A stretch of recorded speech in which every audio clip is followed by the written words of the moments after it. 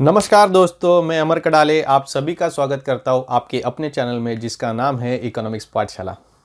दोस्तों, आज तक हम लोगों ने 12th इकोनॉमिक्स सीरीज के बहुत सारे चैप्टर्स देखे हुए। आज जिस चैप्टर को हम लोग शुरू करने वाले हैं उसका नाम है cost and revenue. It is not a full chapter. जो हमारा सप्लाई एनालिसिस है उसमें से एक पार्ट है, बट वेरी इंपॉर्टेंट। इसके लिए मैंने आपके लिए अलग से बनाया हुआ है so that the basic concept of cost and revenue आपके लिए बहुत अच्छे से समझ में आ जाए। ठीक है, तो चलिए शुरू करते हैं कॉस्ट एंड रेवेन्यू के लिए। हम लोग शुरू करेंगे पहले कॉस्ट और उसके कंसेप्ट के लेके। ठीक है, what is the concept of cost. देखिए, कॉस्ट ये शब्द आपने शायद बहुत बार सुना होगा। कहाँ पे? Production cost, selling cost, transportation cost, there are number of different cost. लेकिन सभी कॉस्ट को समझने के लिए आपको एक बेसिक कॉस्ट अगर आप समझ में आ गया, what are the different type of cost, उसको कैलकुलेट कैसे करते, so you can easily calculate all the different types of cost. आज हम लोग मैं आपको जो बताने वाला हूँ वो होगा प्रोडक्शन कॉस्ट, और वो उसको कैसे कैसे कैलकुलेट करते हैं, what are the different types of cost. ठीक है, will begin with the concept of cost. Cost मतलब क्या है? आसान भाषा में अगर बोला जाए तो कोई भी चीज प्रोड्यूस करने के लिए आपको जो इनपुट्स लगते हैं, आपको जो रॉ मटेरियल लग रहा है, लेबर लग रहे हैं, लैंड लग रही है, कैपिटल लग रही है, उसके लिए जो पैसा खर्च हो रहा है, that is a cost. In economical term, when an entrepreneur undertakes an act of production, he has to use various inputs like raw material, labor, capital, etc. He has to make a payment for such inputs, कि उसके लिए पैसा देना पड़ता है, and the expenditure incurred on this inputs is known as the cost of production. Similarly, cost of production जो inputs लग रहे हैं उसके लिए दिया जाने वाला पैसा हो गया। वैसे ही एक सेलिंग कॉस्ट आपने सुना होगा। तो the product after the production, जो प्रोडक्ट सेल करने के लिए जो डिफरेंट कॉस्ट इनकर्ड होते हैं, उसके लिए जो पेमेंट करना पड़ता है, एक्सपेंडिचर करना पड़ता है, उसके लिए खर्चा होने वाला जो पैसा है उसे हम लोग बोल सकते हैं कि सेलिंग कॉस्ट। दूसरा, मैंने आपको तीसरा एक वर्ड बोला था जो था ट्रांसपोर्टेशन कॉस्ट। मतलब प्रोडक्शन से लेके फाइनल कंज्यूमर तक जाने तक जो भी ट्रांसपोर्टेशन इनकर्ड होते हैं या यूज किए जाते हैं, उसके लिए जो एक्सपेंडिचर होता है, पैसा खर्चा होता है, उसे हम लोग बोल सकते हैं कि ट्रांसपोर्टेशन कॉस्ट। अंडरस्टूड? ये डिफरेंट टाइप्स ऑफ कॉस्ट है जिस चीज के लिए वो इनकर्ड हो रहा है प्रोडक्शन से लेके फाइनल सेल्स तक, उसको हम लोग क्या बोलेंगे? कॉस्ट बोलेंगे। ठीक है, the cost of production increases with an increase in the need of output. मतलब जितना हम लोग आउटपुट प्रोड्यूस करेंगे उतना प्रोडक्शन कॉस्ट बढ़ने वाला है। Got it? तो बेसिकली कॉस्ट जो है वो 3 पार्ट में डिवाइड होता है। ठीक है, जो सबसे पहला है that is known as total cost. ठीक है, दूसरा जो है उसे हम लोग बोलते हैं average cost, and the third one is called as marginal cost. आपको मैं ये तीनों वन बाय वन समझा देता हूं कि क्या है ये। ठीक है, so let's begin with the total cost. क्या है total cost? Total cost is the expenditure incurred by a firm on the production of goods and services. जो goods and services बना रहे उसके लिए जो सारा खर्चा आ रहा है, सारा एक्सपेंडिचर जो incurred हो रहा है, उसमें प्रोडक्शन कॉस्ट आ गया, उसमें सेलिंग कॉस्ट आ गया, उसमें transportation, every cost included, that is known as total cost of production. Total cost is the sum of total fixed cost and total variable cost at various levels of output. मतलब क्या है? आप बोलोगे sir आपने तो अलग बोला कि मतलब production, selling cost, then transportation cost ये है, but my dear friend, these all cost are divided into 2 different types. एक होता है टोटल फिक्स्ड कॉस्ट और दूसरा होता है टोटल वेरिएबल कॉस्ट। आप बोलोगे फिक्स्ड कॉस्ट और वेरिएबल कॉस्ट क्या है? बता देता हूँ। पहले हम लोग उसका फॉर्मूला देखते हैं कि टोटल कॉस्ट कैलकुलेट कैसे किया जाता है। जैसे आप यहाँ पे देख रहे हो, TC is equal to TFC plus TVC। वही है, total cost is equal to total fixed cost plus total variable cost. ये हम लोग उसको ऐसे डिनोट करते हैं। तो जो फिक्स्ड कॉस्ट है, मतलब कि मैं कुछ चीज प्रोडक्शन करने के लिए एक कंपनी खोला। ठीक है, क्या प्रोडक्शन करते हैं?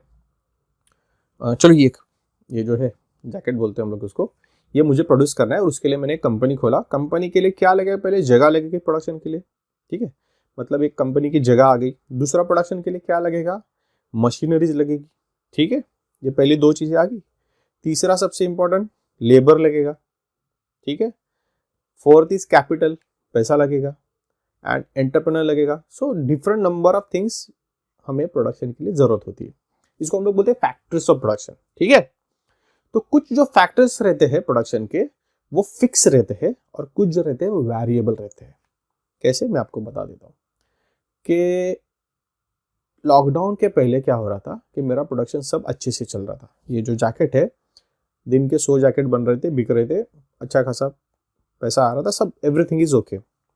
और जो लैंड मैंने लिया था उसका मैं रेंट दे रहा था, जो मशीन्स लिया था उसका ईएमआई जा रहा था, जो लेबर है उनको पेमेंट सैलरी जा रही थी, और जो क्या बोला था मैंने, मशीनरीज के लिए पावर कंजम्पशन है उसका इलेक्ट्रिसिटी बिल जा रहा था। देन जो मैंने पैसा लिया था कैपिटल फ्रॉम बैंक उसका इंटरेस्ट जा रहा था, ईएमआई बोल सकते हम लोग। So these different cost are incurred, either मैं उसको उसको दे रहा था, this cost are included in my production, ये मुझे देने पड़ रहे थे सब, ठीक है। अचानक से हुआ कि 2020 मार्च में लॉकडाउन हो गया, 22 मार्च को हुआ था। आफ्टर दैट सब बंद हो गया, एग्री। तो उस वक्त मेरी कंपनी भी क्या हो गई, बंद हो गई, मतलब प्रोडक्शन मुझे बंद करना पड़ा था क्योंकि गवर्नमेंट ने लॉकडाउन अनाउंस कर दिया था। तो मुझे बताइए उस वक्त क्या हुआ था, मेरा प्रोडक्शन बंद हुआ था, मतलब लेबर को सैलरी नहीं है, इलेक्ट्रिसिटी का बिल नहीं है, और क्या, these are the small thing, मतलब ये जो चीज़ें हैं ये मुझे देनी नहीं पड़ रही थी। बट मेरा लैंड का रेंट जा रहा था, मशीन का ईएमआई जा रहा था, हेलो, जो कैपिटल लिया था उसका इंटरेस्ट जा रहा था। तो even though if I am not producing anything, मैं कुछ भी प्रोड्यूस नहीं करूंगा, तब भी जो कॉस्ट इनकर्ड होगा that is known as total fixed cost. उसको हम लोग बदल नहीं सकते। फिक्स मतलब जिसको हम लोग बदल नहीं, वो होगा ही होगा। और जो वेरिएबल था वो क्या था, salary of the my labours, power consumption नहीं हो रहा था इसलिए इलेक्ट्रिसिटी का बिल कम आ रहा था या नहीं आ रहा था, मतलब वो वेरिएबल है। सैलरीज भी वेरिएबल है, जितना काम करेंगे ओवर टाइम करेंगे वो वेरी रहेगा। बट मेरे लैंड का जो रेंट है या उसका जो ईएमआई है वो फिक्स है, मशीन्स का ईएमआई है फिक्स है। So these are the two different things. Fixed जो without even having a production जो कॉस्ट आएगा, आइदर हैविंग अ प्रोडक्शन जो फिक्स रहेगा that will be known as production cost. मैंने आपको ये एग्जांपल इसलिए दिया है कि मतलब कि जब प्रोडक्शन नहीं रहेगा तो भी जो कॉस्ट आएगा, either at the time of having production also जो कॉस्ट फिक्स्ड है उसको देना ही है, that is known as total fixed cost. And the variable cost are the cost which can vary, change हो सकते हैं उसको, that is known as total variable cost. तो इन दोनों का जब हम लोग टोटल करेंगे then what we will get total cost, ठीक है। ये टोटल कॉस्ट हो गया। सेकंड वन क्या था, एवरेज कॉस्ट। नहीं, पहले हम लोग क्या करते हैं, टोटल कॉस्ट का एक एग्जांपल ले लेते हैं। If the total cost of producing fridge पता है सबके पास होगा, तो ये जो फ्रिज है इसको बनाने के लिए दो कॉस्ट लगेंगे। एक तो टोटल फिक्स कॉस्ट है, फिक्स कॉस्ट में हमारा क्या आएगा, देखो टोटल कॉस्ट हम लोगों ने लिया, जो फिक्स कॉस्ट है हम लोगों ने लिया 2000 एंड वेरिएबल कॉस्ट लिया 5000। फिक्स कॉस्ट में क्या रहेगा, जो कंपनी है उसका रेंट, ठीक है, ये पर प्रोडक्ट लिया है हम लोगों ने, आप सोचो कि पूरे प्रोडक्शन का नहीं, ये पर प्रोडक्ट लिया है कि 2000 रुपीज़ एक फ्रिज बनाने के लिए मुझे किस में जा रहा है, लैंड में जा रहा है, मशीनरीज में जा रहा है, जो फिक्स्ड आइटम है उसमें 2000 खर्चा हो रहा है, एंड 5000 इज इनकर्ड फॉर किसके लिए, जो वेरिएबल है, मतलब रॉ मटेरियल हो गया। मतलब रॉ मटेरियल वेरिएबल क्यों है, जितना हम लोग प्रोडक्शन करेंगे उतना ही रॉ मटेरियल खरीदेंगे, तो उतना ही पैसा देना है। Are you getting me? जिस वक्त मुझे प्रोडक्शन करना ही नहीं, मैं रॉ मटेरियल खरीदूंगा नहीं, तो लॉकडाउन में मेरा रॉ मटेरियल का कॉस्ट कितना था, 0 था, क्योंकि मैं कुछ खरीद नहीं रहा था। तो यहाँ पे क्या है, रॉ मटेरियल है, लेबर है, and power consumption and different variable things are included in this 5000। जो आप यहाँ पे 5000 देख रहे हैं वो क्या है, वेरिएबल कॉस्ट। तो जब मैं एक फ्रिज का टोटल कॉस्ट निकालने के लिए जाऊँगा तो मुझे क्या करना पड़ेगा, टोटल कॉस्ट निकालने के लिए जाऊँगा तो मुझे दो चीज़ों को ऐड करना है, total fix cost and total variable cost, जो यहाँ पे आपको नीचे दिख रहा है। देखिए टोटल फिक्स कॉस्ट कितना था, 2000 ऊपर जो दिख रहा है वो, प्लस 5000 मतलब वेरिएबल कॉस्ट। दोनों को जब मैं टोटल करूंगा तो मुझे एक फ्रिज का टोटल कॉस्ट आ रहा है, वो कितना है, 7000। I hope you have understood this. इसके बाद आता है एवरेज कॉस्ट। एवरेज कॉस्ट अभी आपने एवरेज निकाला हुआ है सबने, if you are a student you know the average. कहाँ पे पता है, आपकी मार्कशीट के लिए परसेंटेज क्या है, it is average. It is average of पर सब्जेक्ट।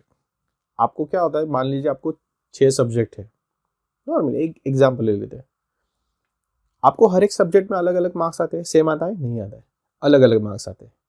तो आप उसका परसेंटेज निकालते हो, क्या करते हो, the total marks divided by 100 into subject, अगर 6 है तो 6, and what we get the percentage.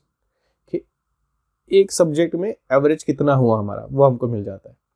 वैसे ही यहाँ पे क्या करना है, एवरेज कॉस्ट निकालते वक्त हमें क्या करना होता है, एवरेज मतलब एवरेज कॉस्ट है क्या, average cost is nothing but the per unit cost, कि एक यूनिट के लिए मुझे खर्चा कितना हो ये निकालना, मतलब क्या है average cost. It is calculated by dividing total cost by total quantity of production. ठीक है, total cost divided by total quantity of production. चलो हम लोग उसका फॉर्मूला देखते हैं, क्या है, AC is equal to TC divided by TQ। मतलब क्या है, AC is average cost, TC is total cost and TQ is total quantity. Average cost निकालने के लिए टोटल कॉस्ट को टोटल क्वांटिटी से क्या करना है, डिवाइड करना है। चलो एग्जांपल के साथ देखते हैं। एज्यूम करो कि हम लोग क्या प्रोड्यूस कर रहे हैं, we are producing a vada pav. अगर आप मुंबई में आए और वड़ा पाव खाए बगैर गए, आपने मिस कर दिया, बहुत बड़ी चीज मिस कर दी मुंबई की। मुंबई की सबसे फेमस खाने की चीज़ है वड़ा पाव। आपको बहुत जगह पे अवेलेबल हो जाएगा इजीली। जैसे कि मैं कुछ जगह पे गया हूँ बाहर भी, तो हर एक इंडिया की बात कर रहा हूँ, हर एक स्टेट की कुछ ना कुछ खासियत है, वो उनकी स्पेशलिटी है। वैसे मुंबई में अगर आप आओगे तो यहाँ की स्पेशलिटी है वड़ा पाव। ठीक है, अगर नहीं खाया होगा तो खाना ज़रूर। और एक बात, अगर आप मुंबई से हो या महाराष्ट्र से हो तो आपका फेवरेट वड़ा पाव कहाँ का है, कमेंट में लिखना मत भूलना। ठीक है, तो यहाँ पे हम लोगों ने वड़ा पाव एज एग्जाम्पल लिया है कि हम लोग कितने यूनिट्स वड़ा पाव बना रहे हैं, 100। ठीक है, उसका प्रोडक्शन कॉस्ट कितना है, ये देखिए ये वड़ा पाव होता है, आपके लिए मैंने फोटो भी डाला हुआ है। ठीक है, तो अगर मैं 100 वड़ा पाव बना रहा हूँ तो उसके लिए मुझे कॉस्ट आ रहा है 1000 रुपीज। ठीक है, तो मुझे क्या करना है, एवरेज कॉस्ट निकालना है, मतलब एक वड़ा पाव बनाने के लिए मुझे कितना खर्चा आने वाला है। ठीक है, तो चलो फॉर्मूला में डाल के चेक करते हैं। AC is equal to TC divide by TQ, मतलब average cost is equal to total cost divided by total quantity. यहाँ पे टोटल कॉस्ट कितना है 1000, टोटल क्वांटिटी कितना है 100। तो चलो फॉर्मूला में डालते हैं, 1000 डिवाइडेड बाय 100, आंसर क्या आएगा, सिंपल है 10 आएगा। मतलब एक वड़ा पाव बनाने का खर्चा कितना है, 10 रुपया। ठीक है, लेकिन आपको वो बेचा जाता है 12 से 15 रुपया, कहीं पे 20 रुपया, कहीं पे 25 रुपया, डिपेंडिंग ऑन कहाँ से आप खरीद रहे हो। आर यू गेटिंग मी, शायद हर एक जगह का कॉस्ट भी अलग होगा। ठीक है, तो अगर आप बोलोगे कि सर कॉस्ट 10 है तो हमसे 15 रुपया क्यों ले रहे, क्योंकि कॉस्ट मतलब खर्चा आया उतना, अगर उसमें प्रॉफिट ऐड करके आपको फाइनल प्राइस दिया जाता है, बताया जाता है। सो अगर 15 रुपये में बेच रहा है तो कॉस्ट कितना था, 10 रुपया। सो जो 5 रुपये है that will be the profit of the producer और द सेलर।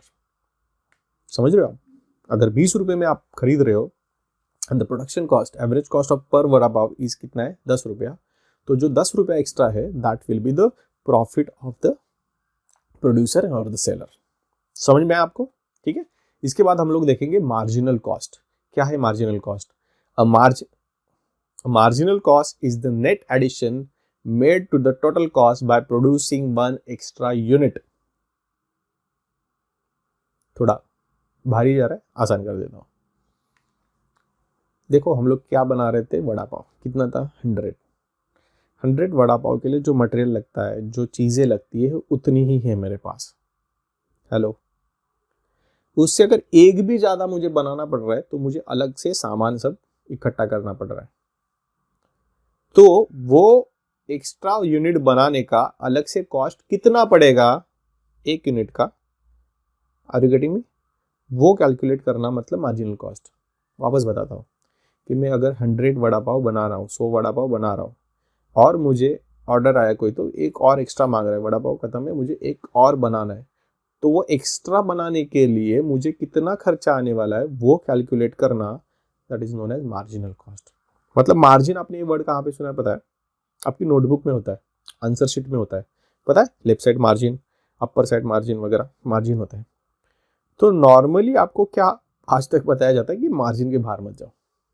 कुछ बच्चे तो एक्स्ट्रा ऑर्डिनरी होते हैं, वो राइट साइड पे भी मार्जिन करते हैं आंसर शीट में, नीचे करते ऊपर करते और पेपर छोटा कर देते हैं। दे आर, उनको लगता है तो अलग तरीके से होता है, आपने भी किया होगा शायद, मैंने भी मेरे आंसर शीट में वैसे कुछ किया होगा। तो मार्जिन क्या है, वहाँ से बाहर नहीं जाना है। इधर के हम लोगों ने खुद को रिस्ट्रिक्ट कर दिया कि यहाँ तक हम लोग करेंगे।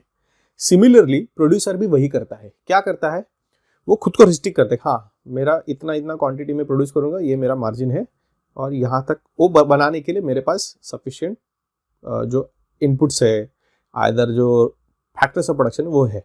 उससे अगर ज़्यादा मुझे करना रहेगा तो मुझे और फैक्टर्स ऑफ प्रोडक्शन लगेंगे। तो वैसे ही एक बंदे का जो कॉस्ट उसने या फैक्टर्स अवेलेबल है उसके पास 100 वड़ा पाव बनाने के लिए, उतने ही है उसके पास। अगर 101 वड़ा पाव बनाना रहेगा तो वो अलग से बनाने के लिए अलग कॉस्ट लगने वाला है। तो वो कॉस्ट कितना है वो कैलकुलेट करना मतलब क्या है, मार्जिनल कॉस्ट। ठीक है, चलो उसका फॉर्मूला देखते हैं। थोड़ा फॉर्मूला आपको लगेगा अरे क्या है, बट सिंपल है, बता देता हूँ। MCN is equal to TCN minus TCN minus 1। Hello, बताता हूँ। यहाँ पे MC मतलब मार्जिनल कॉस्ट है, TC मतलब टोटल कॉस्ट है, और ये N क्या है, ये इंपॉर्टेंट है। ठीक है, चलो देखते हैं। N is the number of units produced current, जो लेटेस्ट रहेगा दैट इज N। लेटेस्ट मतलब एग्जाम्पल में बताता हूँ, बाकी मैंने आपको बता दिया। MCN मतलब क्या है, marginal cost of the nth unit. nth मतलब करंट लेटेस्ट, आप ये ध्यान में रखो। टोटल कॉस्ट, टोटल TCN मतलब क्या है, total cost of nth unit.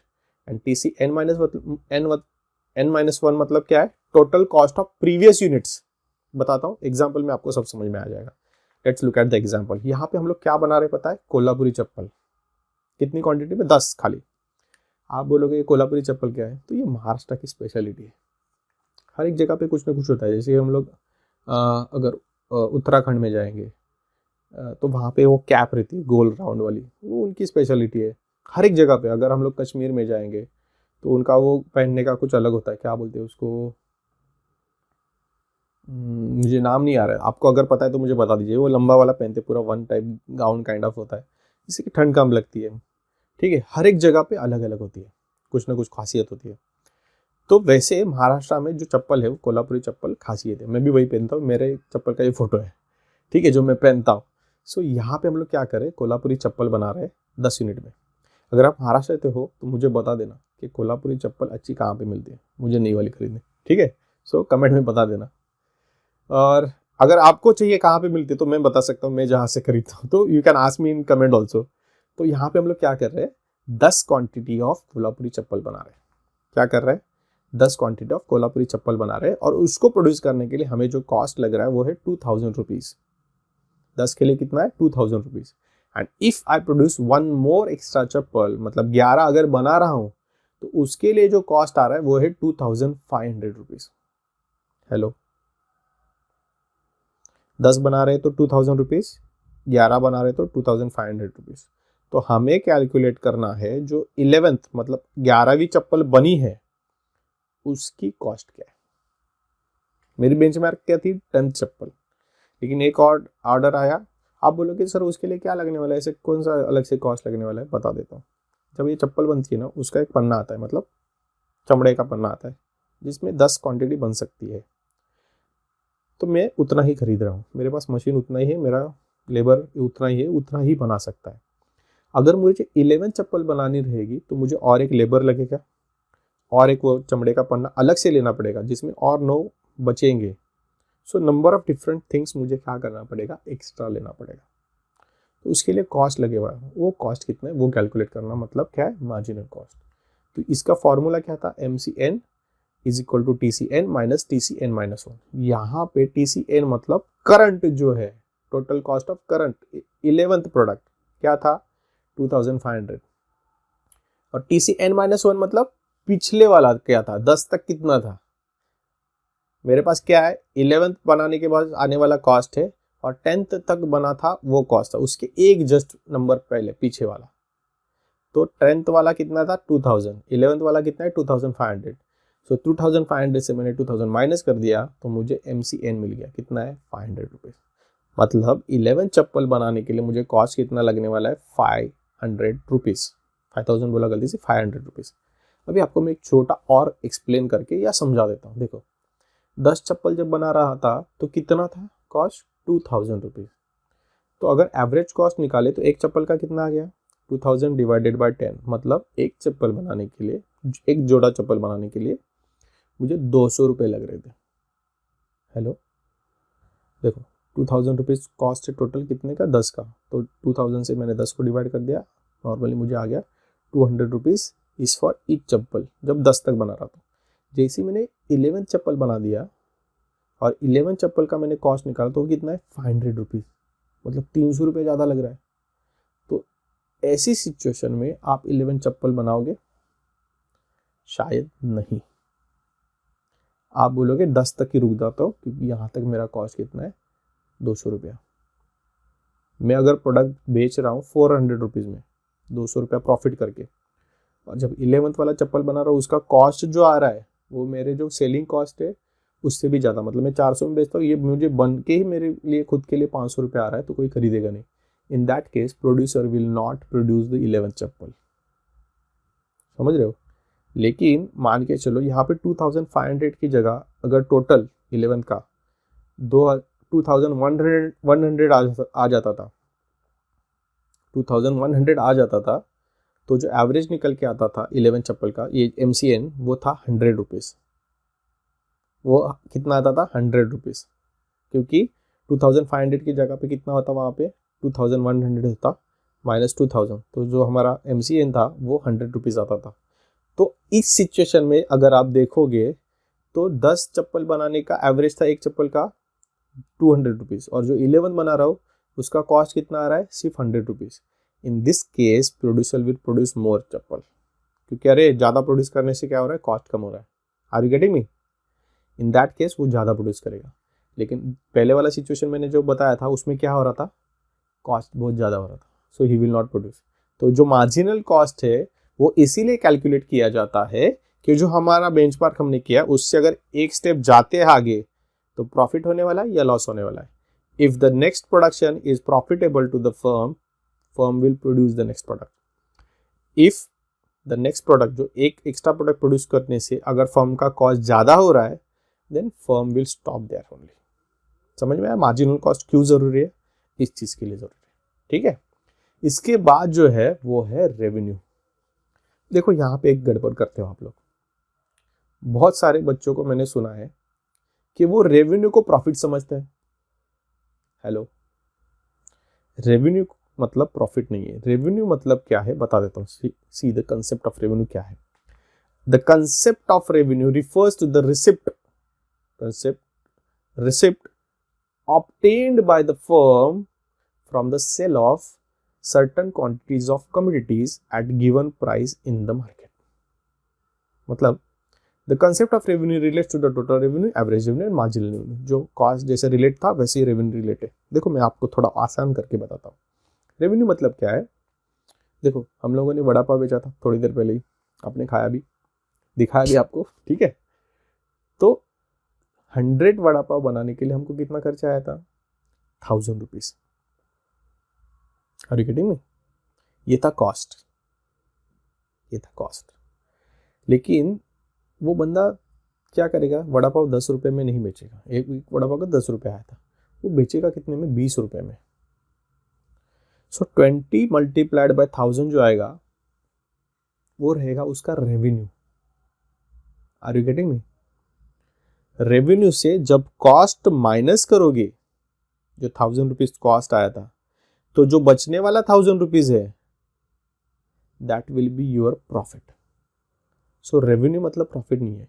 Revenue मतलब total amount that a producer is getting after selling all his production.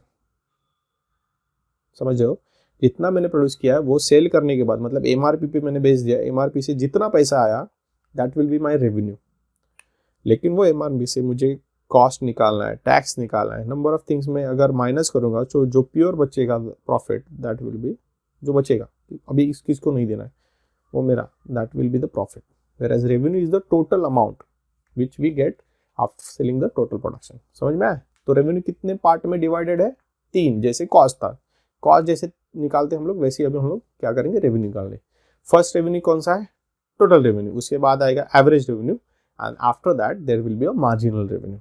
ठीक है, ये सारी चीज़ें ज़रूरी क्यों है पता है, प्रोडक्शन कितना करना है, बढ़ाना है, नहीं बढ़ाना है। ठीक है, कॉस्ट ऑफ प्रोडक्शन जो आ रहा है उसको कम करेंगे, ज़्यादा करेंगे, किस में ज़्यादा खर्चा हो रहा है, ये सारी चीज़ें प्रोडक्शन की डिसाइड करने में ये तीनों चीज़ें बहुत मदद करती है प्रोड्यूसर के लिए, इसीलिए हमको ये समझना बहुत ज़रूरी है। ठीक है, so let's begin with the total revenue. Total revenue क्या है, total revenue is the total sale proceeds of a firm by selling a commodity at a given price. It is the total income of the firm. देखो income, जैसे कि आपको salary मिलती है, यहाँ पे इनकम से मैं आपको एग्जांपल बताता हूँ कि आप तो स्टूडेंट हो, आपको शायद सैलरी नहीं मिलती, but there are number of student जो काम करते हैं, उनको ज़्यादा समझ में आएगा चीज़ें। या आप आपके फादर को रिलेट कर सकते हो कि आपके फादर को क्या होता है, एक सैलरी होती है, मान लो 1 लाख रुपया पर मंथ सैलरी है, वो हो गया उनका इनकम। बट उस इनकम से गवर्नमेंट क्या करती है, टैक्स ले लेती है। अगर आपको पता होगा, हर एक को क्या करना पड़ता है, टैक्स रिटर्न फाइल करना पड़ता है। मतलब क्या है, आपके इनकम से गवर्नमेंट इनकम टैक्स ले लेती है। क्यों, क्योंकि आपके लिए जो चीज़ें बहुत सारी है, जो पब्लिक के लिए जो किया जाता है, उसके लिए खर्चा कहाँ से आएगा, खर्चे के लिए इनकम कहाँ से आएगा। तो वो इनकम क्या होता है, हर एक इंडिविजुअल जो जिसका इनकम टैक्सेबल है, देखो जिसका इनकम कम होता है बहुत सारा ना, उससे टैक्स नहीं लिया जाता है, लेकिन एक सर्टन लिमिट है, वो अभी हम लोग डिस्कस नहीं करेंगे। बट उससे अगर आपका इनकम ज़्यादा है तो गवर्नमेंट क्या करती है, आपसे टैक्स ले लेती है। सो मतलब जो इनकम है that is not totally mine, उसमें से क्या कटने वाला है, टैक्स कटने वाला है। वैसे ही टोटल रेवेन्यू क्या है, it is a total income of the firm, it is not the profit. उस टोटल इनकम में से कुछ चीज़ें कटेंगी और जो बचेगा that will be the profit. वो कटने वाला क्या है, कॉस्ट होगा, टैक्स होगा, number of different other things. ठीक है, सो टोटल रेवेन्यू क्या है, total income of the firm. यहाँ पे फॉर्मूला देख लीजिए, T R is equal to P into Q. T R क्या है, टोटल रेवेन्यू, पी क्या है, प्राइस, एंड क्यू क्या है, क्वांटिटी। मतलब एक प्रोडक्ट है, उसकी प्राइस को मैंने क्वांटिटी से मल्टीप्लाई किया तो मुझे क्या मिलेगा, टोटल रेवेन्यू। चलो एग्जांपल ही देख लेते हैं क्या है। ठीक है, यहाँ पे हम लोग क्या ले रहे हैं, एग्जांपल में पेन ले रहे हैं। पेन मेरे लिए बहुत खास चीज़ है। मैं जब छोटा था ना, मुझे बहुत वैरायटीज़ के पेन यूज़ करने की आदत थी। मेरे पास जो पेन का कलेक्शन था, उसमें एक पेन था, उसको अगर चालू किया, मतलब लिखने के लिए उसका निब बाहर निकालना रहेगा, उसको घुमाना रहता था। जैसे ही उसको घुमा देते, ऊपर एक गुलाब ऐसे ओपन होता था और उसमें से बहुत बढ़िया स्मेल आता था। एक पेन था, उसमें लाइट था। दूसरा पेन, इतना छोटा छोटा पेन मैंने यूज़ किया हुआ, इंक वाला पेन। आज के डेट में मुझे अच्छा लगता है फाउंटेन पेन यूज़ करना वगैरह। सो 1,500 से लेके 10 रुपये या 2 रुपये वाला तक भी मैंने पेन क्या किया, यूज़ किया है। सो आपका फेवरेट कौन सा पेन है, कमेंट में बताओ मुझे। ठीक है, जो सस्ता, अच्छा, टिकाऊ, मस्त रहेगा और एक्सपेंसिव भी रहेगा, वो भी चलेगा। कि आपका फेवरेट पेन कौन सा है। तो मेरा एक फेवरेट है, उसमें से मैंने एक फ़ोटो लिया है आपके लिए। ठीक है, ये पेन है, कौन सा मैं बताऊंगा नहीं अभी, आपको गेस करना है। सो एक 10 क्वान्टिटीज ऑफ पेन है, कितने में बेचा है, 100 पर यूनिट। 10 पेन मैंने बेचा है 100 पर यूनिट, मतलब एक पेन 100 रुपये में बेचा है।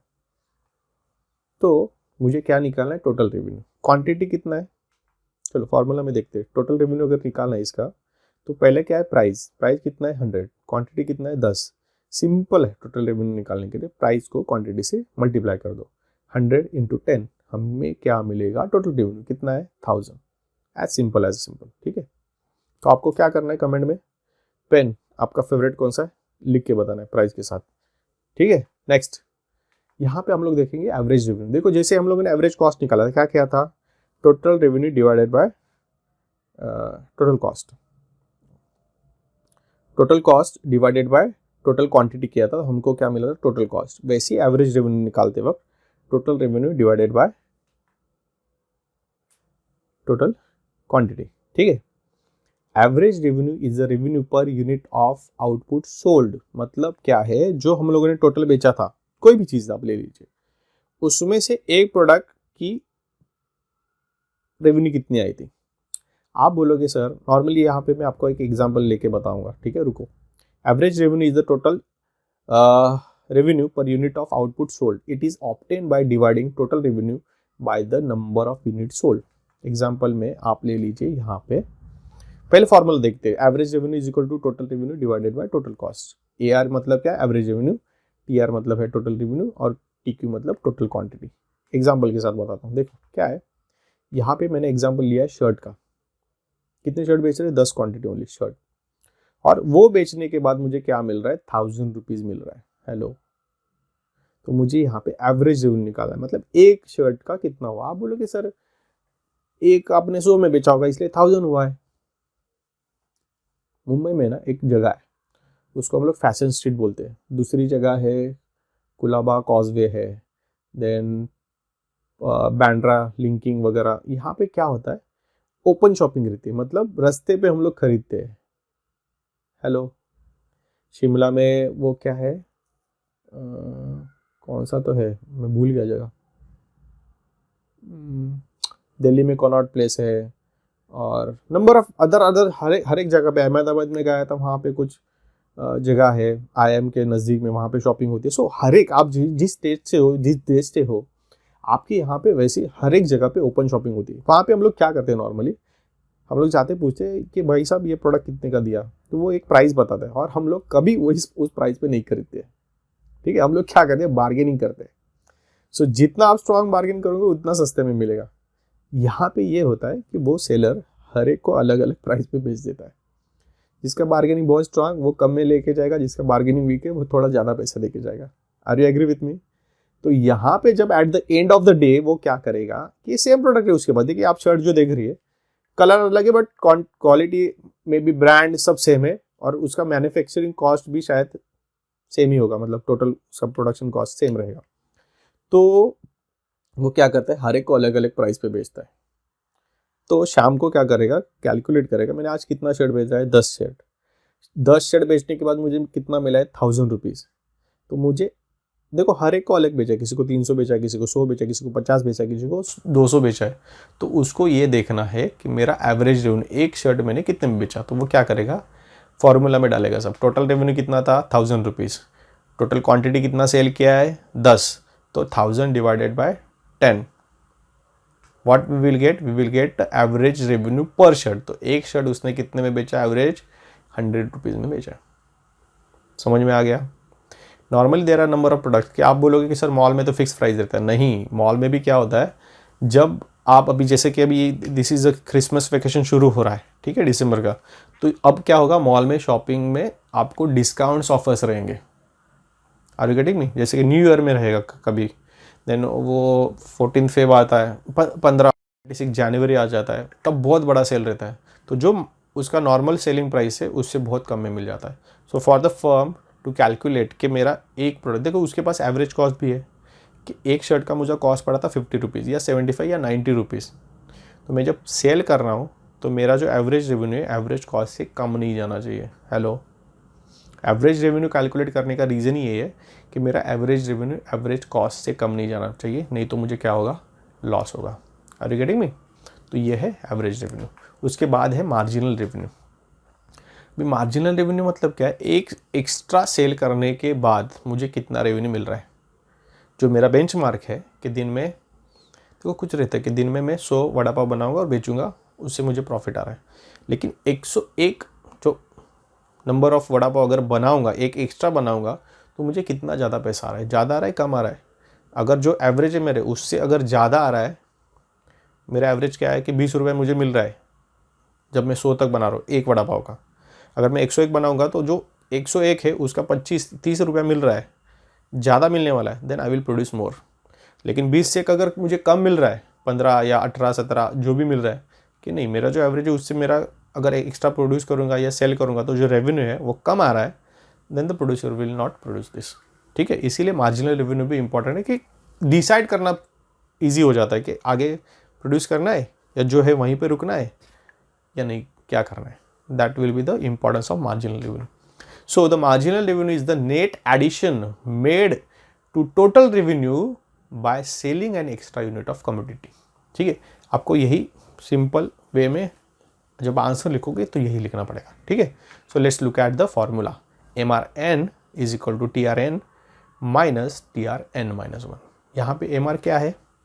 MRN is the marginal revenue of nth unit. nth मतलब आप करंट पकड़ लो, और N-1 मतलब उससे जस्ट पहले वाला, ठीक है, immediate previous one. TRN is the total revenue of nth unit. TRN-1 मतलब total revenue of previous unit, मतलब उससे जस्ट पहले वाला यूनिट का टोटल रेवेन्यू देखना है। And N is the number of unit sold. ठीक है, चलो हम लोग एग्जाम्पल ले लेते हैं। यहाँ पे will take the example of table. यहाँ पे कितने टेबल है? 20 टेबल्स। देखो एक टेबल है, दिख रहा है आपको? ये टेबल का एग्जाम्पल है। हम लोगों ने क्या किया है, 20 टेबल जब बेच रहे थे, हमको रेवेन्यू कितना आ रहा था? 4000। जब 20 टेबल में बेच रहा था, रेवेन्यू आ रहा था 4000। लेकिन अगर मैं एक टेबल एक्स्ट्रा बेचूं तो मुझे मिल रहा है 4200 रुपीज़। हेलो, तो मेरा जो फॉर्मूला है उसमें मुझे क्या डालना है? पहले तो मुझे बताओ TRN क्या है? करंट बोला था मैंने, तो 21 जो रहेगा वो करंट रहेगा, 4200 उससे मिल रहा है रेवेन्यू। और TRN-1 मतलब क्या? उसके जस्ट पहले वाला, 21 के पहले वाला कौन सा रहेगा? 20। उसका रेवेन्यू कितना है? 4000। तो जस्ट 4200 से 4000 माइनस करना है। लुक एट हियर, TRN कितना है? 4200 करंट। और उसके पहले वाला कितना है? TRN-1 मतलब 20th, वो कितना था? 4000। सो 4200 माइनस 4000 इज इक्वल टू 200 पर टेबल। अभी यहाँ पे एक ध्यान दीजिए, आपके लिए मैंने ये न्यूट्रल एग्जांपल बताया, मतलब सेम सिचुएशन कि उसके लिए ना फ़ायदा है ना नुकसान है, सेम हो रहा है। जैसे कि 20 टेबल्स बनाने का कॉस्ट रेवेन्यू जो 4000 मिल रहा है, तो एवरेज रेवेन्यू कितना होगा एक टेबल का? 4000 डिवाइडेड बाय 20, मतलब एक टेबल के लिए 200 रुपया रेवेन्यू आ रहा है। हेलो, सिंपल है, आप दिमाग में भी कर सकते हैं, ये बहुत सिंपल है। 4000 डिवाइड बाय 20 मतलब एक टेबल का कितना होगा? 200 रुपया होगा। अगर मैं एक एक्स्ट्रा बेचूंगा तो मुझे कितना मिल रहा है? कितना है? 21 डिवाइडेड बाय 4200। तो अगर इसका एवरेज निकालना है तो 4200 डिवाइडेड बाय 21 करूँगा, तब भी मुझे एक टेबल का कितना आ रहा है? 200। तो अगर मैं 20 बेचूँ या 21 बेचूँ, मुझे रेवेन्यू सेम ही आ रहा है। इन this case the producer will go ahead with 21, कि वो बेचेगा एक्स्ट्रा। लेकिन गलती से अगर 21st टेबल का 150 रुपये आता था या 100 रुपये आता था, then he will not sell the extra table. Hello, same ही मिल रहा है चलेगा उसके लिए, ही विल सेल इट। लेकिन उससे अगर कम आने लगा, रेवेन्यू कम होने लगा एक्स्ट्रा बेचने से, तो वो नहीं बेचेगा। What he will do, he will stop at there, 20 पे ही रुक जाएगा। 21st प्रोड्यूस क्या करेगा? बिल्कुल नहीं करेगा। समझ में आया आपको मार्जिनल रेवेन्यू क्यों इंपॉर्टेंट है, एवरेज रेवेन्यू क्यों इंपॉर्टेंट है? क्योंकि पता चले कि एक प्रोडक्ट का रेवेन्यू कितना आ रहा है, ताकि एवरेज कॉस्ट से वो कम ना जाए, एंड टोटल रेवेन्यू कि पता चले कि टोटल सब प्रोडक्ट बेच के हमारे पास कितना इनकम आया। ओके, तो हम लोगों ने क्या देखा? Total cost, average cost, marginal cost. Cost एक तरफ, दूसरा रेवेन्यू देखा, total revenue, average revenue, marginal revenue. ये बहुत बेसिक कंसेप्ट है, आपको ये अच्छे से समझना ज़रूरी है। कमेंट में बताइए क्या मैंने आपको अच्छे से समझाए या नहीं समझाए, ठीक है? So I thank you a lot, आपने ध्यान से देखा होगा तो। और आप एक काम करो, कमेंट करना बिल्कुल मत भूलना। मैंने कुछ चीज़ें आपको वीडियो में बताई, वो चीज़ें अगर आप बताओगे अच्छा लगेगा। एक इंटरैक्टिव सेक्शन होता है, मेरे लिए भी अच्छा रहता है। I came to know about myself कि मैं अच्छा पढ़ा रहा हूँ नहीं पढ़ा रहा हूँ। आप अगर कमेंट करोगे तो एक मोटिवेट मिलता है। कुछ सजेशंस रहेंगे वो भी दे दीजिए, ठीक है?